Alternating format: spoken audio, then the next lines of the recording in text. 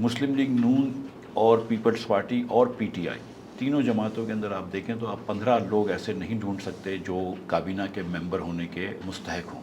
آپ کو خوف نہیں ہے تھوڑے عرصے کے بعد اگر یہ آپ کی پارٹی ناکام ہوئی تو پھر تو کچھ نہیں ہوگا، کامیابی اگر آپ کو مل گئی تو آپ بھی عمران خان کی طرح، نواز شریف کی طرح، آصف زرداری کی طرح جیل میں ہوں گے؟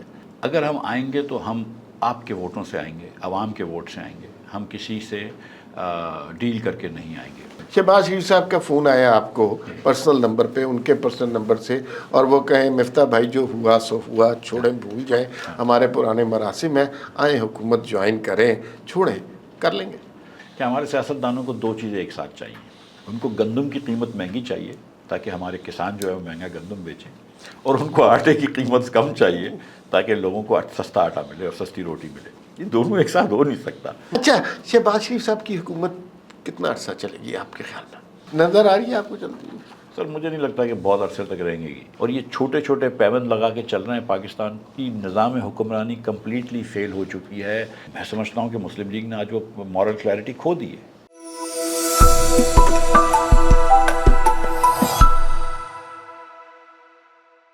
جی ناظرین، السلام علیکم۔ وی نیوز ایکسکلوسیو میں آج ہم آپ کے لیے ایک بہت ہی اچھا اور ایکسکلوسیو انٹرویو لے کے آئے ہیں۔ ہمارے بہت اچھے دوست ہیں، بڑے پاکستان کے قابل اور ذہین مائنڈز میں سے ان کا تعلق ہے، معیشت دان بھی ہیں، سیاست دان بھی ہیں، پاکستان کے حوالے سے بڑی ہمدرد سوچ رکھتے ہیں۔ میں جب بھی ان کو سنتا ہوں مجھے یوں لگتا ہے کہ کوئی مخلص ہمدرد پاکستانی گفتگو کر رہا ہے۔ پاکستان کے مسائل پر بڑی گہری نگاہ رکھتے ہیں، ان کے پاس ریڈی میڈ سلوشن بھی ہوتے ہیں۔ حال ہی میں انہوں نے ایک سیاسی جماعت بنانے کا فیصلہ بھی کیا ہے، اس کے حوالے سے بھی ان سے گفتگو ہوگی۔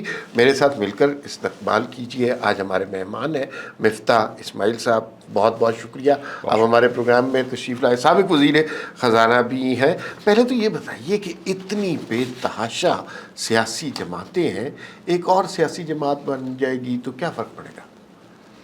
تو کوئی فرق نہیں پڑے گا ویسے تو، اگر دیکھا تو جائے پھر کیوں بنا رہے ہیں؟ کہ 100 اور کچھ 60 کے اوپر جماعتیں ہیں، لیکن ایکٹیو جماعتیں تو پاکستان میں بڑی جماعتیں اس وقت 3 ہیں یا 4 ہیں۔ اس میں سے بھی ہم سمجھتے ہیں کہ ایک جماعت جو ہے اس کا آج پاکستان میں بول بالا ہے، اور باقی 2 جماعتیں جو ہیں وہ شاید زوال کی طرف ہیں۔ ضروری نہیں ہے کہ ان کا خدا نخواستہ زوال ہو جائے، اور کسی کو الو ویل نہیں کرتے، الویش نہیں کرتے، لیکن یہ دیکھنا پڑے گا کہ پیپلز پارٹی جو ہے وہ ایک دہی سندھ کے اندر محدود ہو کے رہ گئی ہے، اور سندھ میں بھی کوئی ایسی پرفارمنس نہیں ہے کہ اگر سندھ کے دہی ووٹروں کو اچھی چوائس ملے تو وہ ان کو ہی ووٹ دیتے رہیں۔ اسی طرح P M L N G T road تک ہی اب شاید محدود ہو گئی ہے، اور وہاں پر بھی آپ نے دیکھا ہے، اور پی ایم ایل این کا ایک ہزارہ میں بڑا وہ ہوتا تھا ووٹ بینک، وہ بھی بہت محدود ہو گیا ہے۔ تو ہم یہ سمجھتے ہیں کہ اسپیس تو بہت ہے، خلا ہے اس سیاسی اس میں۔ اس خلا کو پی ٹی آئی نے پورا نہیں کر دیا؟ سر پی ٹی آئی کے پاس اگر جو پچھلا الیکشن ہوا، فارم 47 دیکھیں، اگر 47 سے شروع کرتے ہیں تو پی ٹی آئی کے پاس 32% ووٹ تھے۔ ان کے فارم 45 کے مطابق 6 لاکھ ووٹ ان کو اور پڑے تھے، تو 32، اور کیونکہ 6 کروڑ ووٹ ٹوٹل پڑے تھے تو 32 کی جگہ 33 ہو گئے۔ پی ایم ایل این کے 24% ووٹ تھے، لیکن اس میں ووٹ کچھ بڑھائے گئے تھے، تو اگر وہ کم کر دیں تو پی ایم ایل این شاید 20% پہ آ جائے گی، اور پی ٹی آئی 40% پہ آ جائے گی۔ 40% بہت ہوتا ہے۔ میاں نواز شریف نے 97 میں 37% ووٹ لیے تھے، اور پاکستان میں عموماً جیتنے والی پارٹی 35-36% ووٹ لیتی ہے۔ تو پی ٹی آئی کے پاس 40% ووٹ ہوں گے۔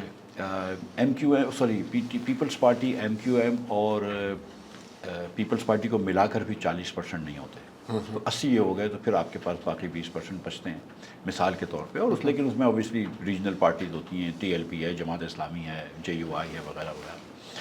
مگر جو اصل بات ہے وہ سوچ کی خلا ہے، اصل بات جو ہے وہ کارکردگی کی خلا ہے، ووٹر کی خلا نہیں ہے۔ ووٹر کو اگر آپ چوائس دیں، ہم یہ سمجھتے ہیں، تو وہ کسی نئی بات پہ بات کرنے کے لیے تیار ہے۔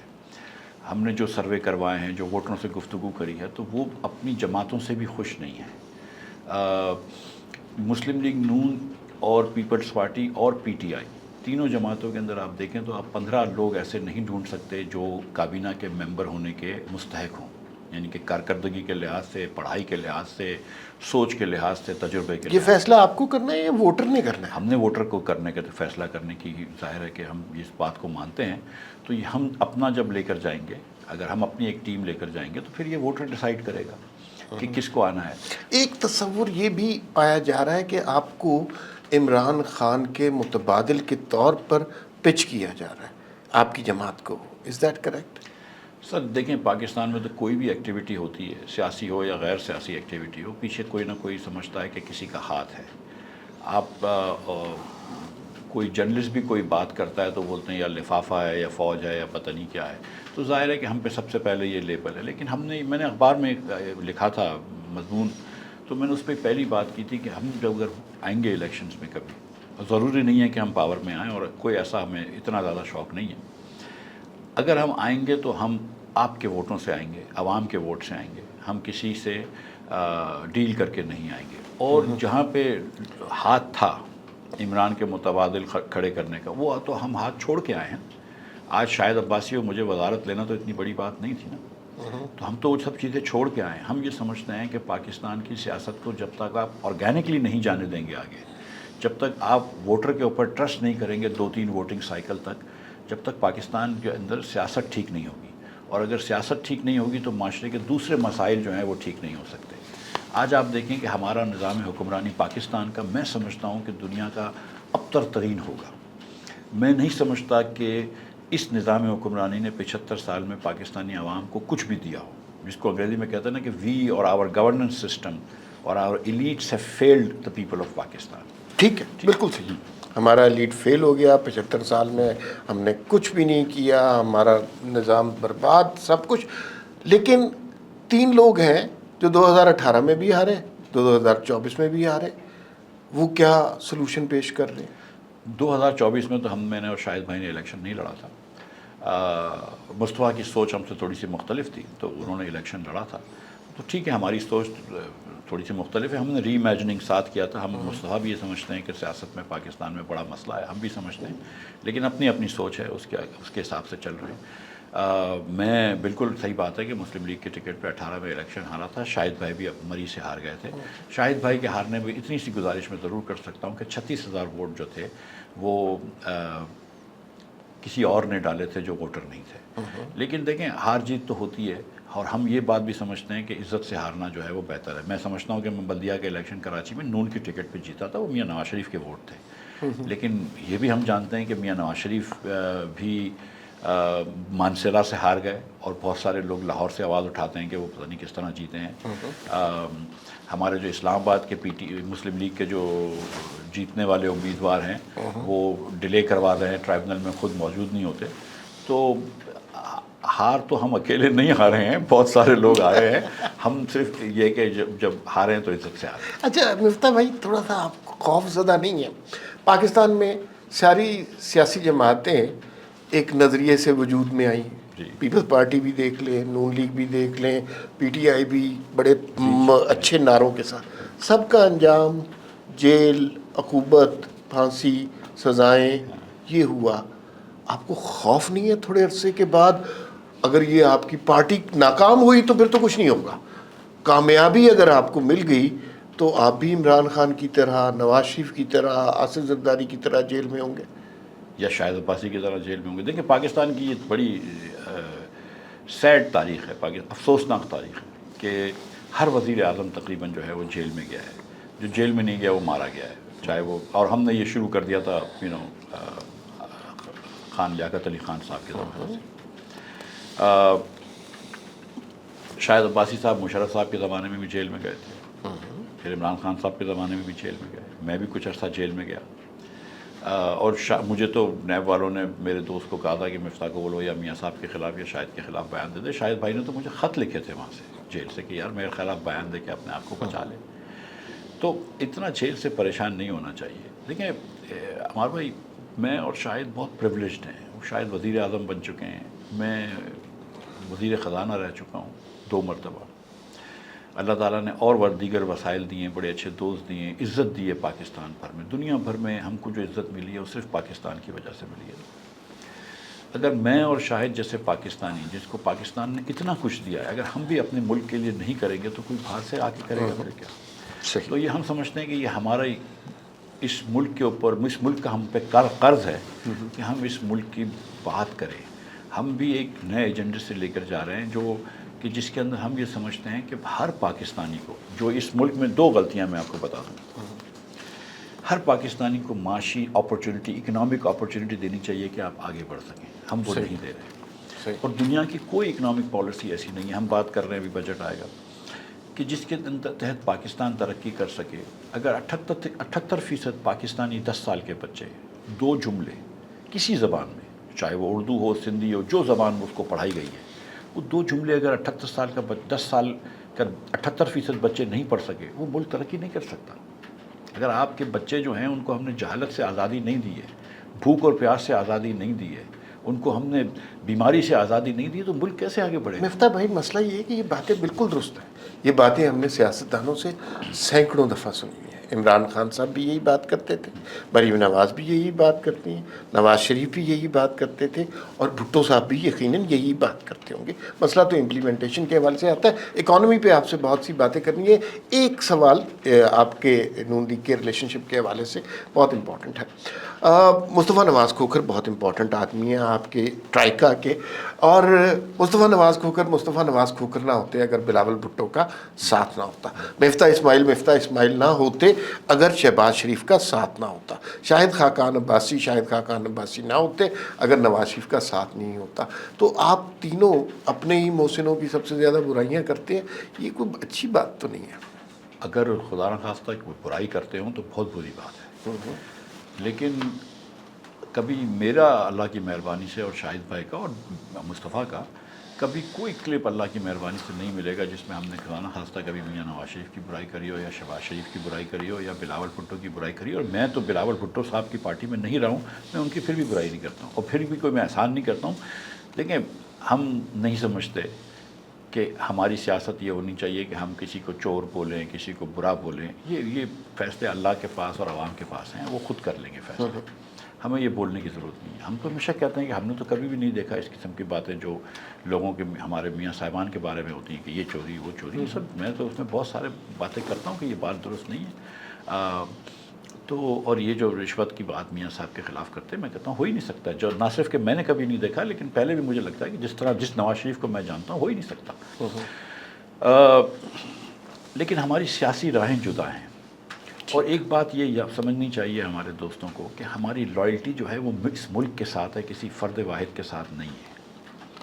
اگر ہم یہ سمجھتے ہیں کہ آپ وہ چیز کر رہے ہیں جو ہم سمجھتے ہیں کہ پاکستان کے حق میں نہیں، ہو سکتا ہے ہماری دانش غلط ہو، لیکن ہم یہ سمجھتے ہوں کہ آپ جو بات کر رہے ہیں وہ اس ملک کی حق میں نہیں ہے، تو ہم دوسری بات کریں گے، ہم دوسری راہ اختیار کریں گے.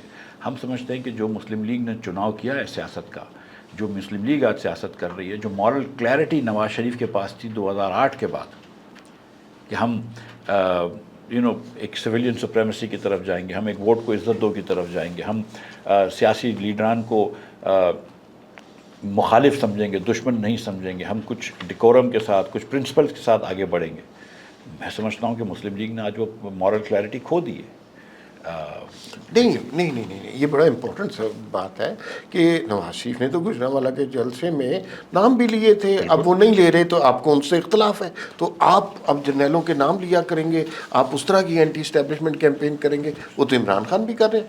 سر، عمران خان صاحب جو ہے نا وہ اینٹی اسٹیبلشمنٹ بالکل نہیں ہے. 2002 میں بھی مشرف صاحب کے، یا جو بھی تھا، مشرف صاحب کے ریفرینڈم کا انہوں نے سپورٹ کیا تھا. 2010 سے 2021 تک کی تو تاریخ عمران خان صاحب کی آپ کو پتہ ہے. جتنا بھی باجوہ صاحب کو وہ برا بھلا آج کہتے ہیں، اور ظاہر ریٹائرڈ جنرلوں کو برا کہنا تو آسان ہوتا ہے، چاہے وہ یحییٰ خان ہو، چاہے وہ قمر باجوہ ہوں. انہوں نے باجوہ صاحب کو نہ صرف پہلی ایکسٹینشن دی ہے بلکہ دوسری ایکسٹینشن اور لائف ٹائم ایکسٹینشن کی بات کری تھی جب ان کے اوپر ووٹ آف نو کانفیڈنس آ رہا تھا. تو یہ خان صاحب تو صرف یہ ہے کہ اس امید میں ہے کہ مجھے پھر گود لے لو یا مجھ سے پھر بات کر لو. ایک تو یہ اس کے لیے شیخ مجیب والی ڈاکومنٹری دکھانا ضروری تھی. اس پہ میں 1 سیکنڈ میں آتا ہوں، میں یہ بات کر لوں. ہم کسی کو گالی گلوچ کی بات نہیں کر رہے، ہم نے کبھی بھی نہیں کہا، اور ہمارے زبان سے آپ نے کبھی نہ صرف کرنٹ اسٹیبلشمنٹ کی بری بات نہیں سنی ہوگی، پچھلے والوں کی بھی کبھی بری بات نہیں سنی، اور میں نے ہمیشہ یہ کہا ہے کہ میرے یقین ہے اور میں دل سے یہ بات مانتا ہوں کہ ہر پاکستانی بشمول عمران خان کے، بشمول بلاول بھٹو کے، بشمول میاں نواز شریف کے، بشمول آرمی قیادت کے پریزنٹ اینڈ پاسٹ، سارے محب وطن ہوتے ہیں، سب یہ چاہتے ہیں کہ پاکستان ترقی کرے، لیکن اپنی اپنی سیاست کا طرز عمل ہوتا ہے۔ لیکن ایک طرف آپ ووٹ کو عزت دو رہے تھے کی بات کر رہے تھے، اور دوسری طرف فارم 47 پہ آپ جب بجلی وہ اپنے سیٹ لے لیتے ہیں تو وہ بہت لمبا سفر ہے، اس میں کسی کو گالی دینے کی ضرورت نہیں ہے، لیکن سفر بہت لمبا ہو گیا ہے، تو اس سفر پہ میں سمجھتا ہوں کہ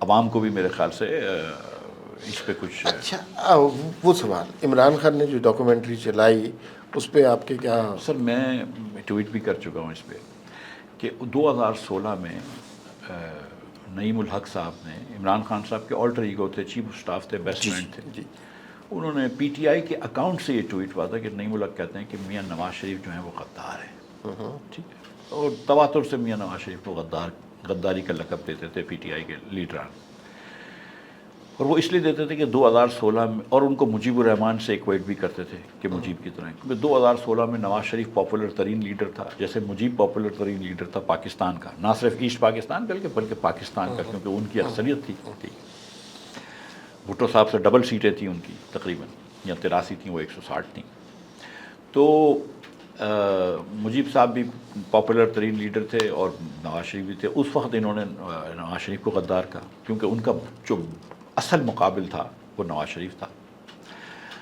آج جب عمران خان صاحب پاکستان کے مقبول ترین لیڈر ہیں، اور اس میں کوئی بحث نہیں ہے کہ وہ ہیں، تو انہوں نے پھر جو ہے وہ ریٹروسپیکٹیولی غداری کا ٹائٹل چینج کر دیا، اب مجیب سے غداری کا ٹائٹل لے لیا اور یحییٰ خان صاحب کو دے دیا، اور وہ کیونکہ آج وہ پوری فوج کو گندا کرنا چاہ رہے ہیں، پھر جب پریشر آیا تو وہ تعلیم میں کہہ دیا کہ نہیں وہ فرد واحد تھا۔ سچی بات یہ کہ غدار کوئی نہیں تھا، مجیب الرحمان میجورٹی جیتا ہوا تھا، اور مجیب الرحمان کو حکومت دینا آپ کا فرض تھا، تو جن لوگوں نے یہ چیز روکی تھی وہ آئین سے غداری کر رہے تھے، اگر ملک سے نہیں تو آئین سے غداری کر رہے تھے، اور اس کی وجہ سے ملک ٹوٹا ہے۔ اور میں تو اس سے پہلے 1 سے 6 مہینے پہلے میں یہ کہہ چکا ہوں کہ اصل میں جو بانی تھا مشرقی پاکستان کا وہ ایوب خان تھا، اور وہ ایوب خان اس لیے تھا کہ 1960 اور 1970 کے درمیان جو مقابلہ تھا ایسٹ پاکستان اور ویسٹ پاکستان کی انکم کا، تو وہ پہلے وہ 2/3 ہوتے تھے، اس کے بعد وہ آدھے سے کم ہو گئے تھے، وہاں پہ نیوٹریشنل انٹیک کم ہو گئی تھی 10 سالوں میں، جبکہ مغربی پاکستان ترقی کر رہا تھا، 22 میرے خیال سے سیکٹریز تھے، شاید ایک بھی بنگال سے نہیں تھے۔ ہم نے تضحیق شروع کر دی تھی، ہم نے تضحیق کری تھی، ہم نے ایکٹیو ڈسکرمنیشن کری تھی، ہم نے نہ ان کو کہیں حکومت کی نوکری میں چانس دیا، نہ ہم نے ڈیولپمنٹ فنڈز دیے، ان کے اوپر ہم نے غلط قسم کی پالیسیز امپوز کری۔ تو جب آپ یہ سب کچھ کر رہے ہیں تو اس آدمی کو اپنے روٹی کا تو حق ہے نا، بنگال کے ریزیڈنٹ کو، اس کو اپنے بیوی بچوں کی کفالت کرنے کا تو حق ہے نا، تو اس نے اپنا حق مانگا جب اس نے ووٹ دیا، اور نہ صرف اس نے ووٹ دیا، جو شاہد عباسی کہتا ہے کہ فاطمہ جناح کے پاس بھی فارم 45 تھا، ایوب خان فارم 47 سے جیتے ہوئے تھے، تو جب آپ مطلب یہ الیکشنز رگ کریں گے، لوگوں کا اپنا حقوق روکیں گے، تو پھر یہ چیزیں تو ہوں گی۔ لیکن مسئلہ یہ ہے کہ آپ اس پارٹی کو بڑا پسند کر رہے ہیں کہ جو اسی شخص کے پوتے کو وزیر اعظم کا کینڈیڈیٹ نامینیٹ کر دیتی ہے۔ بھائی سر دیکھیں، ایک تو یہ ہے کہ والدین کے اور گناہوں کو یا والدین کے قصور کو ہم قصوروار نہیں سمجھتے، اسی طرح کے والدین اگر آپ کے نانا اگر اچھے پرائم منسٹر تھے، اس کا یہ مطلب نہیں کہ نواسہ بھی پرائم منسٹر بنے، اسی طرح اگر آپ کے دادا جو تھے وہ ڈکٹیٹر تھے، تو اس کا یہ مطلب نہیں کہ وہ بھی غیر جمہوری ہے، وہ چھوڑ دیں۔ بالکل صحیح، بالکل صحیح ہے، بالکل یہ پوائنٹ ٹیکن۔ اچھا، شہباز شریف صاحب کی حکومت کتنا عرصہ چلے گی آپ کے خیال میں؟ گیسٹیمیشن سر مجھے اس کا آئیڈیا نہیں ہے، آپ تو ظاہر ہے شہباز شریف صاحب کی کتنی حکومت ہے اس پہ بھی بحث الگ سے ہو سکتی ہے، لیکن دیکھیں میں سچ مچ یہ سمجھتا ہوں کہ اللہ کرے تھوڑا سا اسٹیبلائز کر لیں پاکستان میں، اور تھوڑی سی معاشی پرفارمنس کر لیں، اور اللہ کرے چل جائے، مطلب مجھے چلے گی، نظر آ رہی ہے آپ کو چلتی؟ سر مجھے نہیں لگتا کہ بہت عرصے تک رہیں گے گی، چل تو نہیں رہی ہے، مطلب مطلب بڑی یہ حکومت سیریسلی اپنے سائے سے ڈر رہی ہے جس طرح کی یہ پالیسیز کر رہے ہیں. مطلب پاکستان کا انہوں نے 1 سال پھر ضائع کیا ہے. میں آپ کو سچ بتا رہا ہوں کہ یہ حکومت میں آ کے ان کو پہلے NFC ایوارڈ دیکھنا چاہیے تھا, اور ان کو جب تک کہ صوبے اور وفاق کے اخراجات کم نہیں کریں گے, اب جو ٹیکس کے پروپوزلز آ رہے ہیں, جس طرح کی ٹیکس لگانے کی باتیں کر رہے ہیں, اور جو وہی نوکری پیشہ لوگوں پہ بہت زیادہ ٹیکس لگے گا, وہی بات ہے کہ مینوفیکچرنگ کے اوپر ٹیکس آئے گا. جن شعبوں سے آپ ٹیکس لے رہے ہیں, آپ پراپرٹی سے ٹیکس نہیں لے پائیں گے, آپ زرعی انکم سے ٹیکس نہیں لے کے آئیں گے, آپ ریٹیلرز کے اوپر تو تھوڑا سا ٹیکس لگا لیں گے لیکن آپ سروس سیکٹر پہ زیادہ ٹیکس نہیں لے کے جائیں گے. تو وہی چال پہ بے ڈھنگی سی جو پہلے تھی سو اب بھی ہے. مطلب کوئی ایسا کام نہیں کر رہے کہ جو پاکستان کو آج جو فنڈامنٹل اصلاحات کی ضرورت ہے, جس کے لیے ہم یہ سمجھتے ہیں کہ تمام پولیٹیکل ایکٹرز, اسٹیک ہولڈرز, ان کو آپس میں بیٹھ کے تھوڑی سی بات کرنی چاہیے. وہ نہیں ہو رہا ہے, اور یہ چھوٹے چھوٹے پیبند لگا کے چل رہے ہیں. پاکستان کی نظام حکمرانی کمپلیٹلی فیل ہو چکی ہے. جب تک اس نظام حکمرانی کو آپ پھینکیں گے نہیں اور نئی طرز سے حکومت نہیں ٹھیک کریں گے, لوکل گورنمنٹس کے اندر آپ اس کو تقویت نہیں دیں گے, اس کو افیکٹو نہیں بنائیں گے, پرائیویٹائزیشن کو بڑا تیزی سے نہیں کریں گے, اس کے قوانین چینج نہیں کریں گے, آپ نہیں کر سکتے یہ کام. اچھا, یہ دنیا میں کوئی ادارہ اس طرح نہیں چلتا جو اس طرح آپ چلانے کے لیے سجیشن کر رہے ہیں. اخراجات کم کرنا کوئی اچھی اسٹریٹجی تو نہیں ہے, آمدنی بڑھانا اچھی اسٹریٹجی ہے. آپ آمدنی کی طرف آتے نہیں. اب میں نے جہاں پہ بھی آپ کو سنا, یہ خرچہ کم کر لیں, یہ خرچہ کم کر لیں, یہ خرچہ کم کر لیں, یہ تو رٹ ریس ہے, یہ کبھی ختم نہیں ہوگی. آپ نے آمدنی بڑھانی ہے معیشت کو اگر ٹھیک کرنا ہے. سر میں پرائیویٹ سیکٹر سے ہوں, اور یہ بات جو ہے وہ پرائیویٹ سیکٹر پہ ایک دم صحیح ہے کہ آپ کمپنیز ٹھیک نہیں کر سکتے. کاسٹ کم کر کے آپ کو کمپنیز ٹھیک کرنی ہے تو ریونیو بڑھانا, بالکل صحیح بات ہے. ٹھیک, اور میں اس بات میں نہیں مانتا ہوں کہ آپ حکومت کے افسران کی تنخواہ کم کر دیں وغیرہ وغیرہ, اس کو نہیں مانتا. لیکن آپ نے یہ فیصلہ کر لیا ہے کہ ہم جو اربوں کی پراپرٹی ہے ان کے اوپر ہم ٹیکس نہیں لیں گے. تو پورے پاکستان سے پراپرٹی ٹیکس کے اندر 8 ارب روپے جمع ہوتے ہیں. صرف بامبے شہر میں 150 ارب روپے جمع ہوتے ہیں. ہم پورے پاکستان سے 8 ارب روپے جمع کرتے ہیں. تو پراپرٹی ٹیکس آپ نہیں لیتے. آپ نے کہا ہم ایگریکلچر کے اوپر ٹیکس نہیں لیں گے. تو لوگ بولتے ہیں 10-10 ایکڑ کی لوگوں کی اراضی ہوتی ہے, ان سے کیسے ٹیکس لیتے ہیں. میں کہا ان سے ٹیکس لینے کی تو میں بات نہیں کر رہا ہوں, لیکن جس کے پاس 100 ایکڑ کی, 1000 ایکڑ کی, 500 ایکڑ کی اراضی ہے, 1,00,000 ایکڑ کی اراضی ہے, 7,000 ایکڑ کی اراضی ہے, میں ان سے تو ٹیکس لینے کے مجاز ہوں نا. ان سے بھی آپ نہیں لیتے. آپ سروس سیکٹر سے بھی ٹیکس نہیں لیتے. تو آپ نے ایک تو یہ کہ آپ نے آدھے سے زیادہ 70% معیشت جو ہے آپ نے کہہ دیا کہ ان کو تو ہم نے استثنا دے دیا ہے ٹیکس کا, چاہے وہ IPPs ہوں, چاہے وہ پراپرٹیز ہوں, چاہے وغیرہ وغیرہ. آپ نے تو اب آپ کے پاس صرف 30% رہ گیا. اس کے بعد جو حکومت وفاق جو ٹیکس جمع کرتی ہے اس کا 60 کیا بلکہ 62% حصہ جو ہے وہ صوبوں کو دے دیتی ہے. صوبے کے پاس کوئی انسینٹیو ہی نہیں ہے ٹیکس جمع کرنے کا. تو اگر آپ صوبوں کو NFC ایوارڈ ختم کر دیں, کیا کریں, اس کو ریوائز کر ہر وہی واپس والا سسٹم, وفاق کے پاس پیسے آ جائیں. سر نہیں سر, دیکھیں گزارش یہ ہے کہ پہلے 45% ملتا تھا, اب 57% ملتا ہے. ہر 5 سال میں NFC ایوارڈ پہ ڈسکشن ہوتا ہے. اس کو 13 سال ہو گئے ہیں, اس پہ ڈسکشن تو کرنا شروع کریں نا. کوئی خدا نہ خواستہ قرآن مجید کی آیت تو نہیں ہے نا, NFC ایوارڈ ہے, انسان کا بنا ہوا ہے نا, تو ہم بات کر سکتے ہیں. تو اس پہ مطلب ہم کیوں نہیں بات کر سکتے اس پہ کہ یار اس کو دیکھو, وفاق جو ہے یہ دیوالیے کے نیش پہ کھڑی ہے. یہ جو آج پاکستان میں مہنگائی ہے اور جس کی وجہ سے 9 کروڑ لوگ خط غربت میں چلے گئے, آپ کے 40% پاکستانی آج خط غربت کے نیچے ہو, 1 کروڑ پاکستانی اور جائے گا. یہ کیوں ہے؟ یہ اس لیے کہ مہنگائی بہت زیادہ ہے اور اکنامک گروتھ نہیں ہے. یہ 2 ہی وجہ ہے نا. تو آپ بھی کس طرح ٹھیک کریں گے جب تک NFC ٹھیک نہیں کریں گے. اگر آپ NFC کے پرسنٹیج کم نہیں کرتے, آپ صوبے سے ایگریکلچر ٹیکس نہیں لیتے, آپ پراپرٹی ٹیکس نہیں لیتے, کم از کم یہ ٹیکس ہی وفاق کو دے دو. ٹھیک, تو وفاق لے لے گا, وفاق کو پتہ چلے گی کہ یار یہ صاحب ریوائز کرنا چاہیے NFC کو. ختم تو کبھی بھی کوئی نہیں کہہ رہا, ری تھنک کرنا چاہیے. مطلب میں نے تو یہ لکھ کے دیا ہے کہ سر 57.5% سے پہلے سال 2.5% کم کر دو, 55 کر دو, کون سی قیامت آئے گی. ٹھیک ہے, ٹھیک ہے. اور آپ کو پتہ ہے کہ NFC کے علاوہ کہ فاٹا کے پیسے, پورے فاٹا کے, آج بھی فاٹا کا انضمام ہو چکا ہے, پورے پیسے حکومت دیتی ہے وفاق کی. میں 18 میں جب چھوڑ کے گیا تھا تو 31,000 لوگ کام کرتے تھے فاٹا میں. جب میں 22 میں واپس وزیر بنا تو 84,000 لوگ کام کرنے لگے تھے. مطلب آپ نے 53,000 لوگ کی حکومت نے رکھ لیے, KP کی حکومت نے ہائر کر لیے, فاٹا کے اندر پیسے وفاق دے رہا ہے.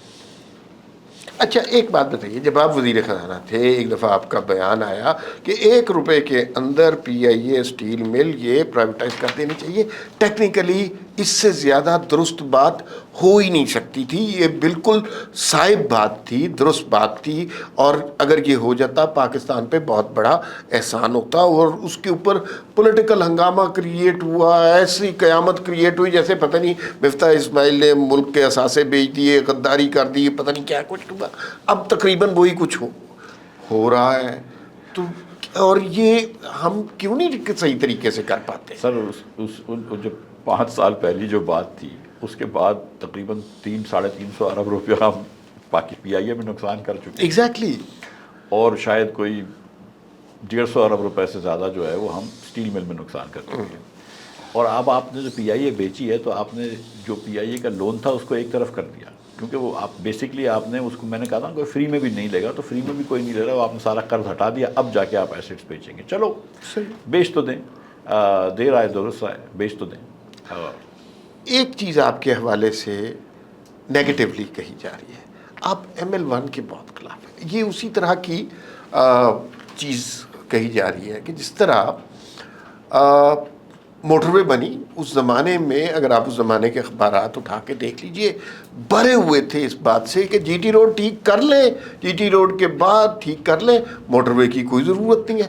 آج ہمارے پاس دنیا کو کوئی باہر سے آ جائے, موٹر وے کے علاوہ دکھانے کے لیے کچھ نہیں ہے. ML1 پہ بھی یہ آپ کے اعتراضات کچھ اسی نوعیت کے نہیں ہیں؟ بالکل نہیں سر.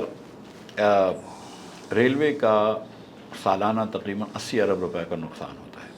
ٹھیک. اچھا, موٹر وے جو ہے اس پہ یہ نہیں ہے کہ صرف حکومت کی گاڑیاں چلتی ہیں, ہر آدمی گاڑی چلا سکتا ہے. میں بھی جا سکتا ہوں, آپ بھی جا سکتے ہیں, ہم سب اس سے مستفید ہوتے ہیں. ریلوے ایک ڈفرینٹ چیز ہے کہ جس میں صرف ریلوے ہی گاڑی چلائے گی. ٹھیک. ریلوے کو اگر آپ پہلے پرائیویٹائز کر دیں, اس کے بعد پرائیویٹ سیکٹر کو چاہیے تو وہ بالکل بسم اللہ کرے اور ٹریک ٹھیک کرے, 2 مرتبہ خرچ کرے, ML1 2 ایک نہیں 4 ML1 بنا لے. ٹھیک. اس وقت آپ کے پاس, آپ اس وقت پرائم منسٹر صاحب چین گئے ہیں جب ہم بات کر رہے ہیں, ہم چین سے ایک گزارش یہ کر رہے ہیں کہ ہم نے آپ کے 470 ارب روپیہ دینا ہے, وہ اس وقت ہم ابھی فوراً نہیں دے سکتے. دوسری گزارش ہم یہ کر رہے ہیں کہ جو اگلے آپ کے جو 2 سال میں پیسے ڈیو ہوں گے 400-500 ارب روپے, وہ ہم سے آپ فل فور نہ لیں, آپ 10 سال کی قسطیں کر دیں اس کو. ٹھیک ہے. تیسری بات یہ کر رہے ہیں کہ یار 2100 ارب روپے ہم کو دو تاکہ ہم ML1 بنائیں. بھائی 2100 ارب روپے ML1 جو تم پرانے پیسے دے نہیں آ رہے ہو, اس وقت کیا پاکستانی گورنمنٹ اس چیز کی متحمل ہو سکتی ہے کہ 7 ارب ڈالر کا اور لون کرے, اس لون جس سے $1 کا آپ کی انکم نہیں ہو رہی ہو, اور آپ کو ML1 لگانی ہے نا؟ مجھے بتائیں اس کی فیزیبلٹی کہ کیا کاسٹ سے زیادہ اکنامک بینیفٹ ہے. آنسر از نو. یہ مجھے پتہ ہے کیونکہ میں اندر بیٹھ چکا ہوں. تو جس چیز کی کاسٹ سے زیادہ اکنامک بینیفٹ نہیں ہے وہ کرنی چاہیے. صحیح. آپ seriously I mean is it crazy? آپ نے, اور کتنی آپ وقت بچا لیں گے کراچی سے پشاور تک, آپ کتنا 6 گھنٹے بچا لیں گے, 4 گھنٹے بچا لیں گے, تو 2-2.5 گھنٹے تو آپ 150 ملین میں بچا سکتے ہیں صرف سگنلنگ ٹھیک کر کے. سو آپ ML1 میرے لیے بھی اچھا ہو جائے گا کہ ایک ٹرین کا سفر ہو سکے گا, میں بھی کبھی بچوں کو لے کر پشاور سے آگے سوات وغیرہ نکل جاؤں گا. لیکن the fact of the matter is کہ ہم اس وقت یہ افورڈ نہیں کر سکتے کیونکہ ہماری ڈالر کی آمدن نہیں ہے. ہمارے پاس ڈالر کا ویسے ہی ایک فقدان ہے اور ہم قرض میں ڈوبے ہوئے ہیں. تو اس وقت ایک دکاندار قرض میں ڈوبا ہوا ہو, اس کو اپنے بچے کی شادی پہ خرچ کرنے چاہیے پیسے زیادہ. ہم یہ والی بات کر رہے ہیں. ٹھیک. اچھا, مجھے یہ بتائیے, آپ کے بارے میں ایک بات بڑی نیگیٹیولی معروف ہے, لوگوں کو ریلیف ملے, مفتاح اسماعیل خوش نہیں ہوتے. وہ کہتے ہیں یہ پولیٹیکل لالی پاپ دے رہے ہیں, حالانکہ بیچارے اسحاق ڈار صاحب تو کوشش کرتے ہیں کوئی پولیٹیکل لالی پاپ دینے کی یا ریلیف دینے کی, آپ اس سے نالا رہتے. جی بالکل. کچھ ایسی ریلیفز ہوتی ہیں جو میں سمجھتا ہوں کہ نہیں دینی چاہیے. مثال کے طور پر ایک زمانے میں جب عمران خان صاحب کی حکومت تھی اور ہم اس پہ تنقید کرتے تھے, جب ہماری حکومت آئی تو اس وقت 70 روپیہ ڈیزل پہ حکومت پاکستان لاس کر رہا تھا پر لیٹر, اور 40 روپیہ پر لیٹر پیٹرول پہ نقصان کر رہا تھا. یعنی کہ ماہانہ 110 ارب روپے کا وفاقی حکومت نقصان کر رہی تھی. میری جیب سے نہیں جا رہا تھا, ہماری قوم کی جیب سے جا رہا تھا 110 ارب روپیہ.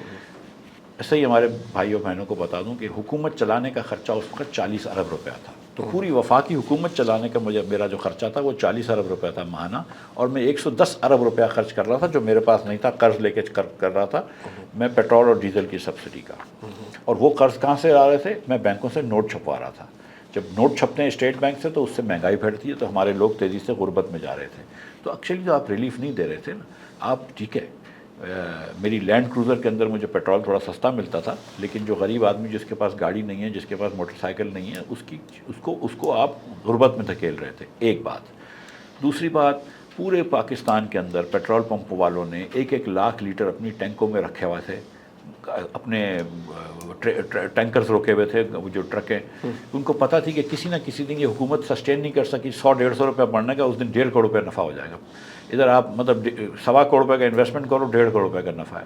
مطلب ہم ذخیرہ اندوزی کو پروموٹ کر رہے ہیں، ہم پروفیٹیئرنگ کو پروموٹ کر رہے ہیں، ہم حکومت پاکستان کو نقصان کر رہے ہیں، اور 600 ارب ڈالر مہینے کا ہم اس پہ نقصان کر رہے ہیں، اور مجھے آپ پھر بھیج رہے ہیں کہ IMF کے پاس جا کے ان کی منتیں ترلے کرو کہ 1 بلین کا تم سے ادھار دو۔ تو وہ مجھے بولتا تھا کہ یار تم کو $1 بلین کا مجھ سے قرض چاہیے، 600 ملین تو مہینے کے پھینک رہا ہے۔ ابو خواجہ آصف کی جو فیمس لائن ہے، کیونکہ شرم ہے، حیا ہے کہ مطلب یہ یاد رکھیے گا کہ جب ہم ریلیف دیتے ہیں نا لوگوں کو، تو حکومت اپنی جیب سے، کوئی سیاستدان اپنی جیب سے نہیں دے رہا ہوتا، یہ آپ کے ہی پیسے لے کر آپ کو دے رہا ہوتا ہے۔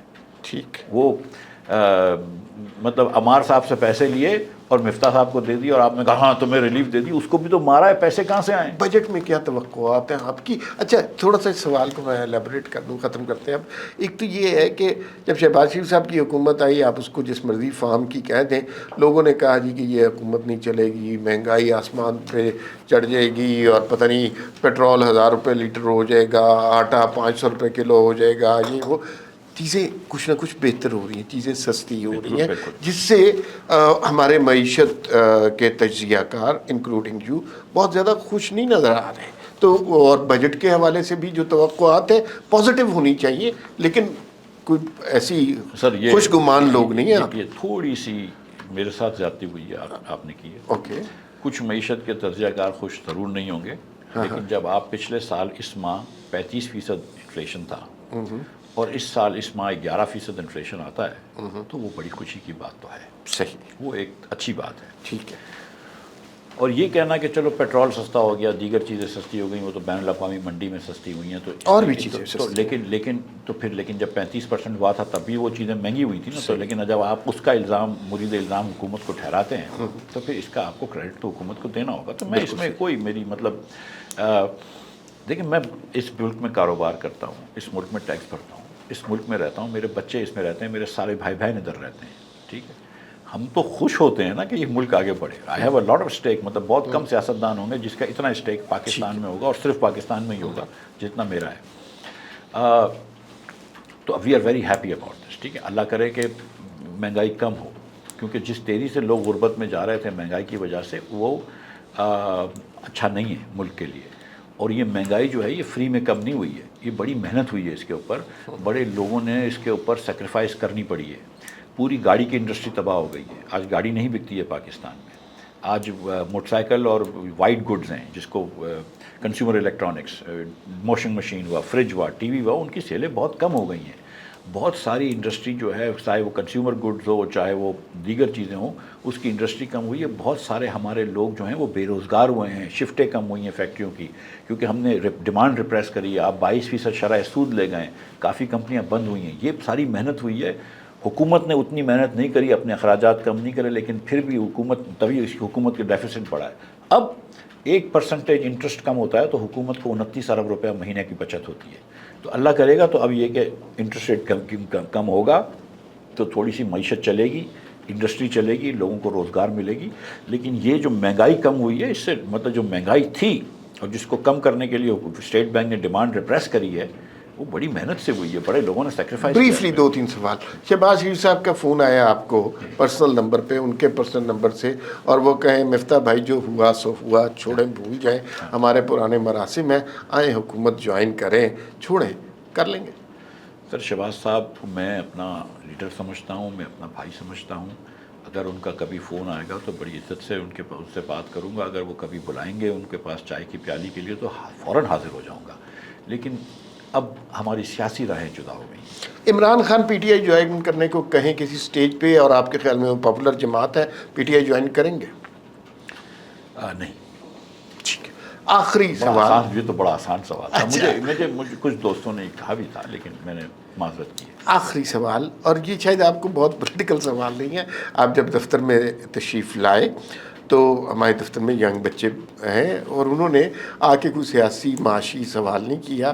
انہوں نے آپ سے ایک ہی سوال کیا کہ مفتاح صاحب، کوکو مو کا قیمت بڑھ گئی ہے، اس کے اندر کوکو مو کے تعداد کم ہو گئی ہے، یہ بڑی زیادتی کی ہے آپ نے. سر پہلے قیمت ایک جیسی رکھی تھی لیکن تعداد کم کرتی تھی.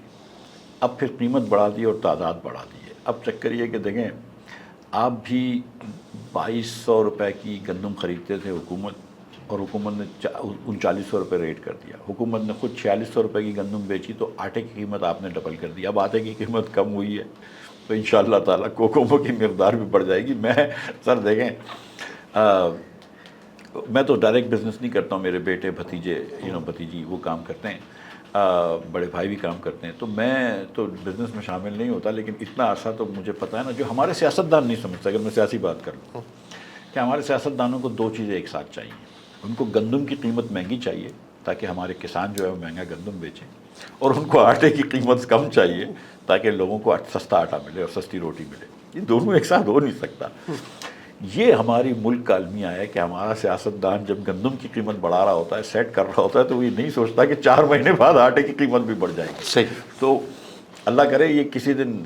اور ہماری سیاسی پارٹی کے اندر بھی ایمان سے 2-3 جو چیزیں ہیں نا، ہمارے ہر پارٹی کے ممبر کی یا لیڈر جس کو کہتے ہیں یا ورکر کی 3 خوبیاں ہونی ضروری ہیں. ہم سمجھتے ہیں number 1 integrity, unquestionable integrity. Number 2 competence, اور نمبر 3 ہیوملٹی. ہم عقل کل نہیں ہیں، ہم سے غلطیاں سرزد ہوں گی، غلطیاں سرزد ہوئی ہیں، لیکن اللہ تعالیٰ کے کرم سے غلطی ہوگی تو معافی مانگیں گے اور اس کے بعد کچھ سیکھیں گے اس سے. بہت بہت شکریہ مفتاح اسماعیل صاحب، آپ ہمارے دفتر تشریف لائے، اور یقین مانیے یہ ہمارے لیے بڑی عزت کی بات تھی. ہمارے دلوں میں آپ کے لیے بہت احترام ہے. آپ کا بہت بہت شکریہ.